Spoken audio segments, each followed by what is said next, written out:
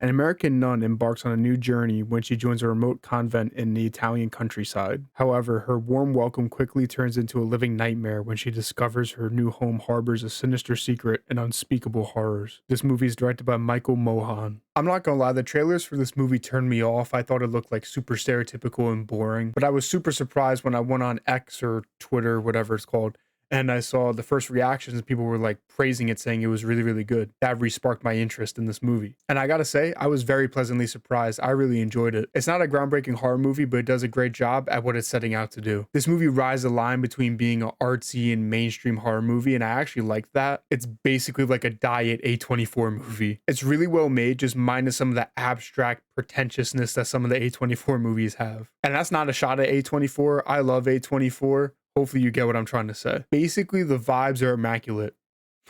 See what I did there? Oh, brother, this guy stinks! It's got some great cinematography. There's a lot of very memorable shots, beautiful Italian architecture and scenery, and a more muted color palette that also adds to the vibes. The score of this film is amazing too. There's a lot of religious hymns, and then the original piece is slap too. There's some great guitar and some like off-kilter piano, and I just really loved it. The acting from the cast is amazing from top to bottom, obviously the main highlight being Sydney Sweeney. I've only seen her in Euphoria, and she's great in that, but I wasn't really sure if I could picture her being in a horror movie, but she absolutely killed it. She plays Cecilia, this like sweet, innocent character that just gets thrown into some batshit crazy situations. She was just a very easy character to get behind and root for, which is exactly what you want from your final girl type character in a horror movie. But she also gets to showcase a lot of range here too. Some scenes, all the acting is just her facial expressions, and then other scenes, it's just pure chaos. I also really enjoyed Benedetta Porcaroli, who plays Cecilia's edgy friend that she meets at the convent. She's really funny and just adds some needed levity to the film. Alvaro Morte also gives a great performance as a priest that's a little sketchy. Obviously, everything I've mentioned so far are the reasons why I really like this movie, but like I said earlier on, it's not really groundbreaking. If you're religious or know anything about religion,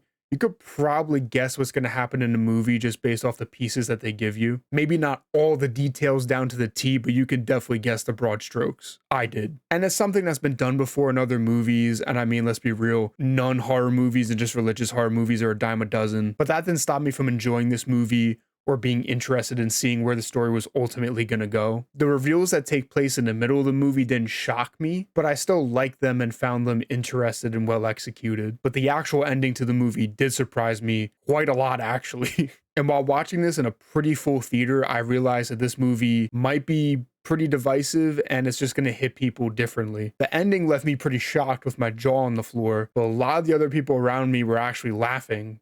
So, take that as you will.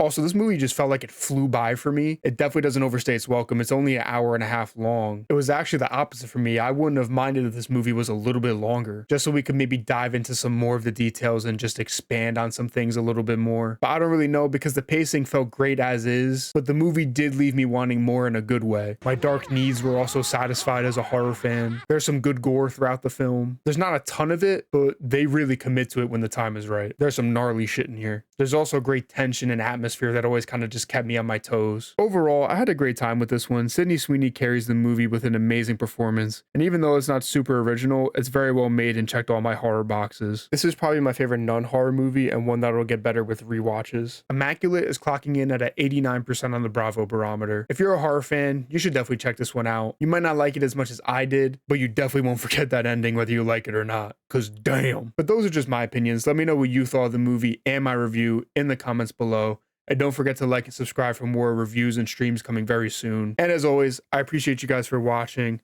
Hope you have a great rest of your day, and I'll catch you in the next one. Peace out, everybody.